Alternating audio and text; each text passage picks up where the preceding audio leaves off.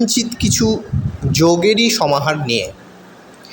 এই যোগের সঙ্গে তন্ত্রের একটি বৈচিত্র্য আছে। কীভাবে বৈচিত্র্য আছে সেটা আমাদের জেনে নেওয়া উচিত, কারণ আমরা যখন তন্ত্রের মধ্যে প্রবেশ করব তখন আমাদের এই যোগ দীক্ষা বলে একটি দীক্ষা রয়েছে, এই দীক্ষার মধ্যে কিন্তু আমাদেরকে প্রবেশ করতে হবে। জ্ঞানবিলাসী সাধকরা জ্ঞানের অধিকারের জন্য এবং তাদের বিশেষ বিশেষ কার্যের জন্য এই যোগের কিন্তু আশ্রয় নিয়ে থাকেন।